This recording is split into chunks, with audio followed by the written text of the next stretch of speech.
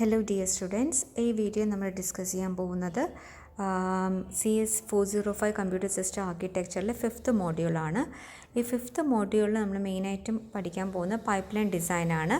അപ്പോൾ അതിൻ്റെ സിലബസാണ് ഞാനിവിടെ കൊടുത്തിരിക്കുന്നത്. Instruction pipe line design, arithmetic pipe line design, super scale pipe line design. Okay, അപ്പോൾ നമ്മൾ ഈ 3 പൈപ്പ് ലൈൻ ഡിസൈൻസാണ് നമ്മൾ ഈ ഒരു മൊഡ്യൂളിൽ പഠിക്കാൻ പോകുന്നത്.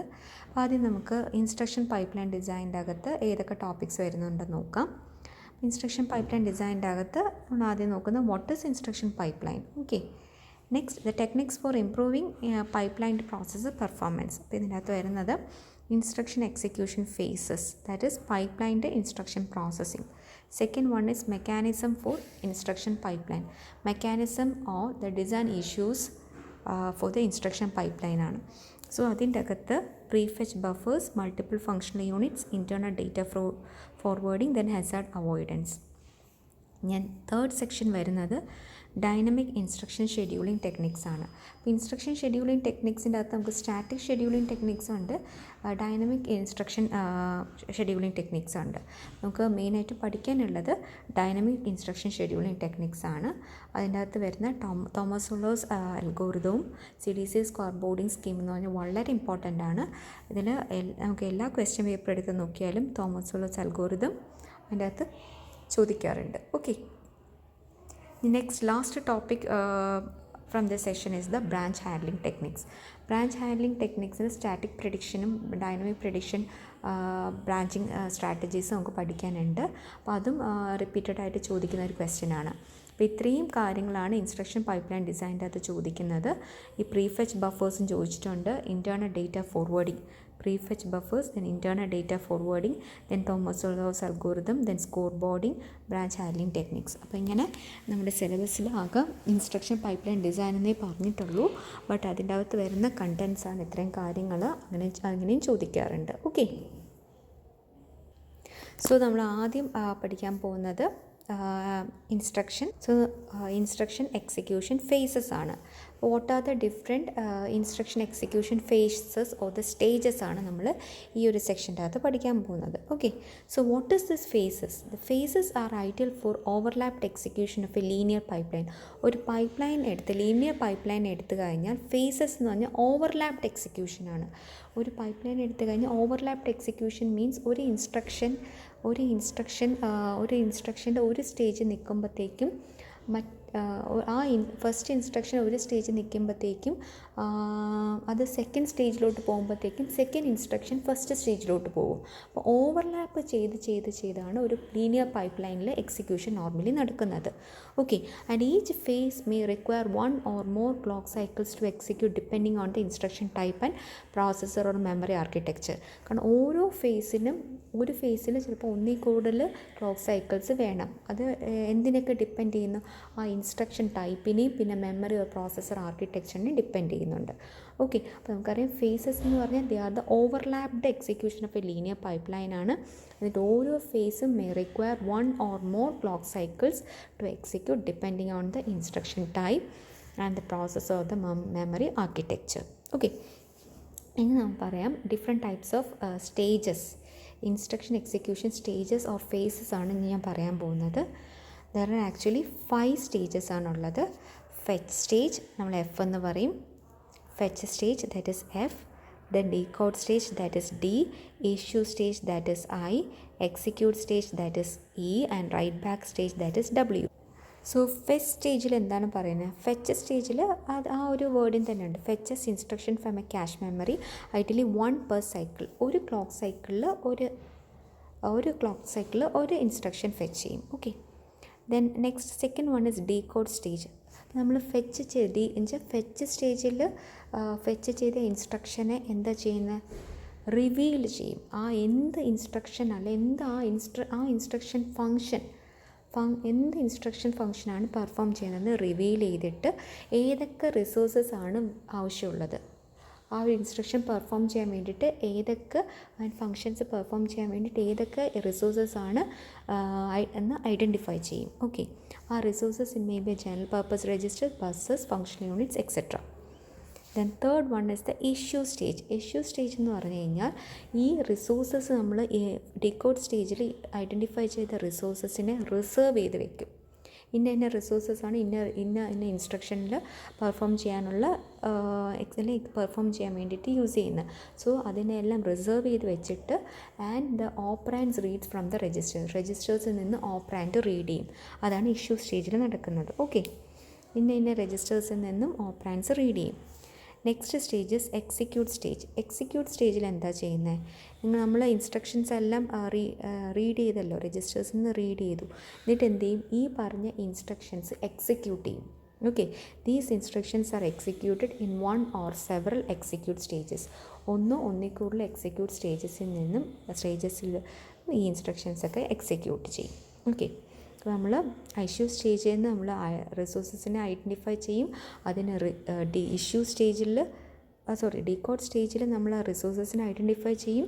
ഈ ഐഡൻറ്റിഫൈ ചെയ്ത റിസോഴ്സസിനെ റിസർവ് ചെയ്യും. എന്നിട്ട് രജിസ്റ്റേഴ്സിൽ നിന്ന് ഓപ്പറാൻഡ്സ് എല്ലാം റീഡ് ചെയ്യും. ഏത് സ്റ്റേജിൽ? യെസ്, ഇഷ്യൂ സ്റ്റേജിൽ. എന്നിട്ട് എന്ത് ചെയ്യും? ഈ ഇൻസ്ട്രക്ഷൻസിനെ എക്സിക്യൂട്ട് ചെയ്യും. ഏത് സ്റ്റേജിൽ? എക്സിക്യൂട്ട് സ്റ്റേജിൽ. ഫൈനലി നമ്മൾ എക്സിക്യൂട്ട് ചെയ്ത ഇൻസ്ട്രക്ഷൻസ് നമുക്ക് റിസൾട്ട് കിട്ടും. ആ റിസൾട്ടിന് എന്ത് ചെയ്യും? രജിസ്റ്ററിലോട്ട് റൈറ്റ് ചെയ്യും. ഓക്കെ, റൈറ്റ് ബാക്ക് സ്റ്റേജ് എന്ന് പറഞ്ഞാൽ is used to write the results back into registers. Okay, അപ്പം നമുക്കിവിടെ അതിൻ്റെ ഒരു ദാറ്റ് ഈസ് ഇവിടെ ഫെച്ച് സ്റ്റേജ് ഉണ്ട്, ഡീകോഡ് സ്റ്റേജ് ഉണ്ട്, ഇഷ്യൂ സ്റ്റേജ് ഉണ്ട്. ഇവിടെ 3 എക്സിക്യൂട്ട് സ്റ്റേജസ് ആണ് കൊടുത്തിരിക്കുന്നത്. ദെൻ റൈറ്റ് ബാക്ക് സ്റ്റേജും. ഇപ്പോൾ ഒരു 7 സ്റ്റേജ് ഇൻസ്ട്രക്ഷൻ പൈപ്പ്ലൈനിൻ്റെ സ്ട്രക്ചറാണ് ഇവിടെ വരച്ചിരിക്കുന്നത്. ഓക്കെ, അപ്പോൾ നിങ്ങൾക്ക് ഇവിടെ കാണാം ഒരു പൈപ്പ്ലൈൻ്റെ എക്സിക്യൂഷൻ ഓഫ് ദ ഒരു ഹൈ ലെവൽ ലാംഗ്വേജ് ആണ് ഇവിടെ കൊടുത്തിരിക്കുന്നത്. That is x is equal to y plus z and a is equal to b into c. അപ്പോൾ ആ ഒരു ഇൻസ്ട്രക്ഷൻ എക്സിക്യൂഷൻ പൈപ്പ്ലൈൻ്റെ ഈ ഇൻസ്ട്രക്ഷൻ പൈപ്പ്ലൈൻ്റെ എക്സിക്യൂഷനാണ് ഇവിടെ ഫിഗറിൽ കാണിച്ചിരിക്കുന്നത്. ഇവിടെ നിങ്ങൾക്ക് കാണാം. ഓക്കെ, ഇവിടെ നിങ്ങൾക്ക് കാണാം. എന്ത് കാണാം? നമുക്ക് ഇവിടെ ഫസ്റ്റ് ഇൻസ്ട്രക്ഷൻ നോക്കിക്കേ. ആദ്യം നമുക്ക് x is equal to y plus z ആണ് കേട്ടോ. X is equal to y plus z ആണ്. X is equal to y plus ഇസഡും a is equal to b into c. അപ്പോൾ ഇവിടെ നമുക്ക് ആദ്യം y x is equal to first instruction എന്ന് പറഞ്ഞാൽ x is equal to y plus z ആണ്. So ഇവിടെ നിന്ന് ഇസഡിനുള്ള വാല്യൂ നമ്മൾ R1 സ്റ്റോർ ചെയ്യുന്നു. വൈനുള്ള വാല്യൂ R1 സ്റ്റോർ ചെയ്യുന്നു. അതേപോലെ മെമ്മറിയിലുള്ള ഇസഡിൻ്റെ ഉള്ള ഇത് നമ്മൾ R2 രജിസ്റ്ററിലോട്ട് ലോഡ് ചെയ്യുന്നു. ഓക്കെ, അപ്പോൾ ഇവിടെ നിങ്ങൾക്ക് കാണാം ഫസ്റ്റ് ഇൻസ്ട്രക്ഷൻ ഫസ്റ്റ് ക്ലോക്ക് സൈക്കിളിനെ ഫെച്ച് ചെയ്യുന്നു. അതേപോലെ തന്നെ നിങ്ങൾക്ക് ഇവിടെ കാണാം ഇസഡ് എന്ന് പറഞ്ഞു കഴിഞ്ഞാൽ ഓപ്പറാൻഡിൻ്റെ മെമ്മറിയിൽ അതിനെ R2 ലോഡ് ചെയ്യുന്നു അല്ലേ. അപ്പോൾ ഇവിടെ നമുക്കൊരു ഫ്ലോ ഓഫ് മെഷീൻ ഇൻസ്ട്രക്ഷൻസ് ഈ ഒരു ടിപ്പിക്കൽ പൈപ്പ് ലൈനിൽ കൂടെ പോകുന്നത് കാണാം. ഇവിടെ 8 ഇൻസ്ട്രക്ഷൻസ് ആണ് കൊടുത്തിരിക്കുന്നത്. നോക്കിക്കോ, 1 2 3 4 5 6 7 8. അപ്പോൾ 8 ഇൻസ്ട്രക്ഷൻസ് ആണ് ഇവിടെ കാണിക്കുന്നത്. The high level language statement x is equal to y plus z and b a is equal to b into c. Okay, അപ്പോൾ നമുക്കിവിടെ അസ്യൂം ചെയ്യുന്ന load and store instructions take 4 execution clock cycles ആണ്. കാരണം നിങ്ങൾക്കിവിടെ കാണാം ആദ്യത്തെ instruction first. Okay, അപ്പോൾ നമ്മൾ അറിയാം ഇവിടെ ലോഡും സ്റ്റോറും ഇൻസ്ട്രക്ഷൻ ലോഡ് സ്റ്റോർ ഇൻസ്ട്രക്ഷൻ മെമ്മറിയിലാണ്. മെമ്മറി ഓഫ് വൈന് R1 ലോട്ടും മെമ്മറി ഓഫ് ഇസഡിനെ R2 ലോട്ടും. അപ്പോൾ മെമ്മറി ലോഡ് സ്റ്റോർ ഇൻസ്ട്രക്ഷൻസ് ആണ് ഇത് പറയുന്നത്. ഇവിടെ നിങ്ങൾക്ക് കാണാം. ഇവിടെ അതേപോലെ തന്നെ സെക്കൻഡ് ഇൻസ്ട്രക്ഷൻ്റെ case that is a is equal to b into സിയിൽ ഇവിടെ കണ്ടോ ബി എന്നുള്ള മെമ്മറി ലോഡ് ഇൻസ്ട്രക്ഷൻസും അതെല്ലാം എന്താണ് 4 ക്ലോക്ക് സൈക്കിൾസ് ആണ്, എക്സിക്യൂഷൻ ക്ലോക്ക് സൈക്കിൾസ് ആണ് എടുക്കുന്നത്. ഈ ഫ്ലോട്ടിംഗ് പോയിൻ്റ് ആഡും മൾട്ടിപ്ലൈ ഓപ്പറേഷൻസ് ടേക്സ് 3 സൈക്കിൾസ് ആണ്. അത് നിങ്ങൾക്ക് ഇവിടെ കാണാം. അപ്പോൾ ഫസ്റ്റ് ഇൻസ്ട്രക്ഷൻ നോക്കിക്കേ, ഫസ്റ്റ് ക്ലോക്ക് സൈക്കിളിൽ ഫെച്ച് ചെയ്യുന്നു. ഫസ്റ്റ് ഇൻസ്ട്രക്ഷൻ സെക്കൻഡ് ക്ലോക്ക് സൈക്കിളിൽ അത് ഡീകോഡ് ചെയ്യുന്നു. എന്നാൽ second instruction second clock cycle എന്ത് ചെയ്യുന്നു? ഫെച്ച് ചെയ്യുന്നു. ഓക്കെ, അപ്പോൾ ഇവിടെ എന്താണ് ഓവർലാപ്പ് ചെയ്യുകയാണ്. അതായത് ഫസ്റ്റ് ഇൻസ്ട്രക്ഷൻ സെക്കൻഡ് ക്ലോക്ക് സൈക്കിളിൽ ഡീകോഡ് ചെയ്യുമ്പോഴത്തേക്കും സെക്കൻഡ് ഇൻസ്ട്രക്ഷൻ സെക്കൻഡ് ക്ലോക്ക് സൈക്കിളിൽ ഫെച്ച് ചെയ്യുന്നു. അപ്പോൾ ഓവർലാപ്ഡ് മാനറിലാണ് ഇത് പോകുന്നത് അല്ലേ. നമുക്ക് ഫെച്ചും ഡീകോഡും first instruction third clock cycle issue ചെയ്യുന്നു. അപ്പം second instruction third clock cycle decode ചെയ്യുന്നു. ഓക്കെ, ബട്ട് ഇവിടെ നോക്കിക്കേ, ഇവിടെ R1ഉം R2ഉം കൂടെ R1ഉം R2ഉം കൂടെ ആഡ് ചെയ്തിട്ട് R3 സ്റ്റോർ ചെയ്യുന്നത്. ബട്ട് ഇവിടെ നോക്കിക്കേ, ഇതൊരു എക്സിക്യൂഷൻ സ്റ്റേജിൽ first instruction full execution stage കഴിഞ്ഞാൽ മാത്രമേ എന്ത് കിട്ടത്തുള്ളൂ, R1 ഡേറ്റ ലോഡ് ചെയ്യത്തുള്ളൂ. R1 ഡേറ്റ ലോഡ് ചെയ്താൽ മാത്രമേ എന്ത് ചെയ്യത്തുള്ളൂ, R1ഉം R2ഉം കൂടെ ആഡ് ചെയ്ത് നമുക്ക് R3 ആക്കാൻ പറ്റത്തുള്ളൂ. അപ്പോൾ അതാണ് നിങ്ങൾക്ക് ഇവിടെ ഫസ്റ്റ് ഇൻസ്ട്രക്ഷൻ 6th ക്ലോക്ക് സൈക്കിളാണ് എക്സിക്യൂഷൻ തീരുന്നത്. ബട്ട് ഇനി നോക്കിക്കേ, സെക്കൻഡ് ഇൻസ്ട്രക്ഷൻ 7th ക്ലോക്ക് സൈക്കിളിലെ എക്സിക്യൂഷൻ കംപ്ലീറ്റ് ആവത്തുള്ളൂ. അപ്പം അത്രയും നേരം ഈ തേർഡ് ഇൻസ്ട്രക്ഷൻ നോക്കിക്കേ, ഇത്രയും സൈക്കിൾസ് അവിടെ വേസ്റ്റ് ആവുകയാണ്. ഇതുണ്ട്, ഇത്രയും സൈക്കിൾസ് അവിടെ എന്താണ്, ഈ ഷെയ്ഡഡ് പോർഷൻസ് ഉണ്ടല്ലോ, ഈ ഷെയ്ഡഡ് പോർഷൻസ് ഇത്രയും സൈക്കിൾസ് അവിടെ വേസ്റ്റ്. ഓക്കെ, ദാറ്റ് മീൻസ് നോക്കിക്കേ, ഇത്രയും ഷെയ്ഡഡ് പോർഷൻസ് ഉണ്ടല്ലോ, ഇത്രയും ഷെയ്ഡഡ് പോർഷൻസ് അവിടെ വേസ്റ്റ് ആവുകയാണ് അല്ല, ഇത്രയും ക്ലോക്ക് സൈക്കിൾസ് വേസ്റ്റ് ആണ്. കാരണം 7th ക്ലോക്ക് സൈക്കിളിലാവുമ്പോൾ തീരുമ്പോൾ മാത്രമേ ആര് ചെയ്യത്തുള്ളൂ, R1ഉം R2 ഡേറ്റ ലോഡ് ചെയ്യത്തുള്ളൂ. എന്നാൽ മാത്രമേ ആ രണ്ടിലുള്ള ഡേറ്റ ആഡ് ചെയ്ത് R3 സ്റ്റോർ ചെയ്യാൻ പറ്റത്തുള്ളൂ. അപ്പോൾ ഇത്രയും ഷെയ്ഡഡ് ബോക്സ് എന്താണ്, ഷെയ്ഡഡ് ബോക്സ് ഇവിടെ കാണിക്കുന്നത് വേസ്റ്റഡ് ആണ്, മീൻസ് ഐഡിൽ സൈക്കിൾസ് ആണ്. കാരണം ഇൻസ്ട്രക്ഷൻസ് ഇഷ്യൂസ് അവിടെ ബ്ലോക്ക് ആയിരിക്കുകയാണ്. കാരണം ഒന്ന് റിസോഴ്സ് ലേറ്റൻസിയോ അല്ലെങ്കിൽ കോൺഫ്ലിക്ട്സോ അല്ലെങ്കിൽ ഡേറ്റ ഡിപ്പെൻഡൻസീസോ വഴി അവിടെ ഐഡിൽ സൈക്കിൾസ് ആണ്. കാരണം അതിന് ശേഷമേ ഇഷ്യൂ സ്റ്റേജ് എക്സിക്യൂട്ട് ചെയ്യത്തുള്ളൂ. മനസ്സിലായോ? അപ്പം അങ്ങനെ 8th ക്ലോക്ക് സൈക്കിളാണ് അതിൻ്റെ 7th ക്ലോക്ക് സൈക്കിളിൽ ഫസ്റ്റ് റൈറ്റ് ബാക്ക് ചെയ്യും. അതേപോലെ 8th second instruction 8th clock സൈക്കിളിലെ റൈറ്റ് ബാക്ക് ചെയ്യത്തുള്ളൂ R2. അപ്പോൾ R1ഉം R2ൻ്റെ അകത്തോട്ട് റിസൾട്ട് വന്നു കഴിഞ്ഞു. അങ്ങനെയാണെങ്കിൽ 9th ക്ലോക്ക് സൈക്കിൾ എന്ത് ചെയ്യും, അത് എക്സിക്യൂട്ട് ചെയ്യും. അവർ രണ്ടിനെ എക്സിക്യൂട്ട് ചെയ്തിട്ട് R3 3 എക്സിക്യൂഷൻ സ്റ്റേജ് ചെയ്യുമ്പോഴത്തേക്കും R3 റൈറ്റ് ചെയ്യും. 12th clock cycle right back ചെയ്യും R3. ഓക്കെ, ദെൻ അതിനെ എന്ത് ചെയ്യണം, മെമ്മറിയിലോട്ട് സ്റ്റോർ ചെയ്യണം. അപ്പോൾ R3യുടെ കണ്ടൻറ്റിനെ എടുത്ത് മെമ്മറിയിലോട്ട് സ്റ്റോർ ചെയ്യണം. അപ്പോൾ ഇവിടെ ഇത് ഇൻഓർഡർ ഇൻസ്ട്രക്ഷൻ ഇഷ്യൂ, ഈ ഒരു ഓർഡറിൽ തന്നെയാണ് ഇൻസ്ട്രക്ഷൻ ഇഷ്യൂ ചെയ്യുന്നത്. അതേപോലെ അടുത്ത ഇത്രയും ചെയ്യുമ്പോഴത്തേക്കും അടുത്ത 8th നെക്സ്റ്റ് ഇൻസ്ട്രക്ഷൻ എന്താണ്, 8th ക്ലോക്ക് സൈക്കിളിനെ ഫെച്ച് ചെയ്യും. പിന്നെ 11th ക്ലോക്ക് സൈക്കിളിലാണ് അതിനെ ഡീകോഡ് ചെയ്യുന്നത്. കാരണം ബാക്കിയുള്ള സ്റ്റേജസ് ഐഡിയലായിട്ട് കിടക്കും. ഓക്കെ, അപ്പം ഇവിടെ നിങ്ങൾക്കൊരു കാര്യം മനസ്സിലാക്കാം, ആദ്യത്തെ 2 ലോഡ് ഓപ്പറേഷൻസും കൺസിക്യൂട്ടീവ് സൈക്കിൾസിൽ ഇഷ്യൂ ചെയ്യുന്നുണ്ട്. ഓക്കെ, ഇനി നമുക്കറിയാം ഇവിടുത്തെ ആഡ് എന്ന് പറഞ്ഞാൽ it is dependent on both load. ഈ 2 ലോഡിനും ഡിപ്പെൻഡ് ചെയ്യുന്നുണ്ട്. അത് മാത്രമല്ല, ഞാൻ പറഞ്ഞു 3 ക്ലോക്ക് സൈക്കിൾസ് ഇവിടെ വെയിറ്റ് ചെയ്യേണ്ടി വരും. കാരണം വൈയും ഇസഡും ലോഡ് ചെയ്യാൻ വേണ്ടിയിട്ട്, വൈയും ഇസഡും R2 ലോഡ് ചെയ്യാൻ വേണ്ടിയിട്ട് 3 ക്ലോക്ക് സൈക്കിൾസ് വെയിറ്റ് ചെയ്യേണ്ടി വരും. അതാണ് നിങ്ങൾക്ക് ഇവിടെ ഐഡിയലായിട്ട് കാണുന്നത്. ഓക്കെ, ഇനി similarly the store of the sum to memory location X.